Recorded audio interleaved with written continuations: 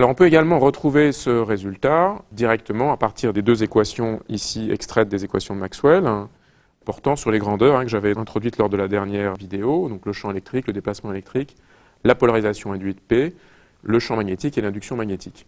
Alors on va évidemment utiliser la notation complexe. Si le champ excitateur est en exponentielle ikz moins oméga t, eh bien dans ce cas-là, on va montrer qu'il y a une solution des équations de Maxwell où toutes les grandeurs sont en exponentielle ikz moins oméga t. Et on utilisera la notation complexe en introduisant à chaque fois le champ complexe E rond, le déplacement complexe D rond, la polarisation dont on a déjà parlé P rond, et puis même chose pour l'induction magnétique ici B rond.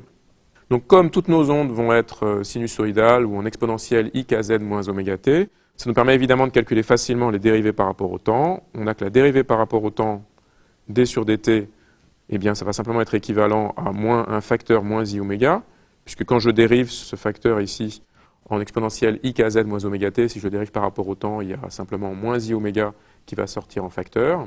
Et de la même manière, si je dérive par rapport aux coordonnées spatiales, si j'y arrive par rapport à x ou par rapport à y, je vais trouver 0, puisque j'ai une onde plane qui est invariante en fonction de x et de y. Et si je dérive par rapport à z, eh bien j'ai le facteur ici en exponentielle ikz qui va me faire sortir un préfacteur ik.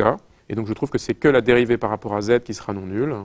En d'autres termes, le gradient nabla pourra s'écrire comme directement ik, ce préfacteur, fois le vecteur unitaire uz selon l'axe z. Donc si j'applique ça aux deux équations ici, extraites des équations de Maxwell, donc tout d'abord pour le terme en d rond d sur d rond t, donc je vais supposer que j'ai une onde électromagnétique évidemment polarisée linéairement, avec un champ électrique polarisé selon l'axe x et un champ magnétique polarisé selon l'axe y. Donc si je regarde cette équation selon l'axe x, la dérivée de d par rapport au temps va me donner simplement moins i oméga d rond, avec donc mon déplacement électrique qui est polarisé selon l'axe x.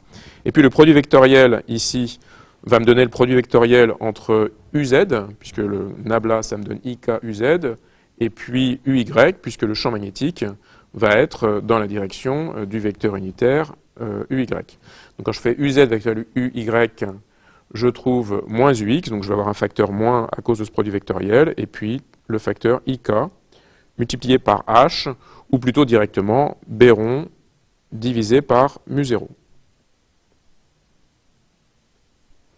Donc voilà la première équation. Donc c'était une équation différentielle. Pour une onde plane, ça devient simplement une équation algébrique avec juste des préfacteurs k et oméga. Donc je vais faire la même chose avec l'équation en haut. Moins db sur dt, donc j'aurai évidemment plus i oméga b rond. Donc là je projette sur le vecteur uy. Et puis nabla vectoriel E, ça va me donner uz vectoriel ux, c'est-à-dire uy. Et donc je vais avoir ik multiplié par E rond, qui sera égal à i oméga p. Donc avec ces deux équations, on va pouvoir avancer, on peut vérifier que la propagation peut bien avoir lieu. Donc ce que je vais faire, c'est que je vais exprimer E rond à l'aide de l'équation ici à gauche. Donc E rond, vous voyez que c'est directement égal à oméga sur k multiplié par b rond. Quant à b rond, je l'ai en bas en fonction de d rond. Alors on peut remarquer que le déplacement électrique, tout d'abord, donc il est égal à epsilon 0 E plus P, donc epsilon 0 E plus la polarisation, dont on a vu qu'elle était égale à epsilon 0 qui E. Donc finalement, le déplacement électrique, c'est tout simplement epsilon 0 multiplié par 1 plus qui E rond. Donc maintenant, en utilisant cette deuxième équation ici, eh bien, je vais pouvoir écrire en utilisant l'expression de B. Vous voyez que B va être égal à nouveau à oméga sur K. Donc j'aurai oméga sur K au carré multiplié par mu0, epsilon 0, et puis 1 plus qui multiplié par E. Alors mu0 epsilon 0, évidemment, comme vous savez, c'est l'inverse du carré de la vitesse de la lumière.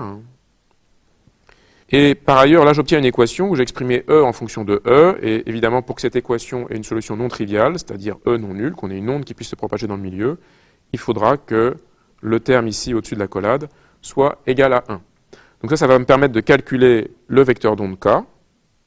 J'aurai que K au carré est simplement égal à oméga 2 divisé par C2 et multiplié par 1 plus qui, la susceptibilité. Donc je vais pouvoir écrire le vecteur d'onde K à l'aide d'un indice de réfraction, n oméga sur c, où cet indice, n, est égal à la racine carrée de 1 plus qui. Simplement, il faut se souvenir que la susceptibilité qu'on a calculée pouvait être complexe, donc je vais en fait parler ici d'indice complexe, n tilde, et donc je dirais que n tilde est égal à racine carrée de 1 plus qui. Donc on voit qu'effectivement, une onde plane monochromatique peut se propager dans ce milieu qui est muni d'une susceptibilité qui, à condition que le vecteur d'onde soit remplacé par cette expression avec l'indice complexe n tilde.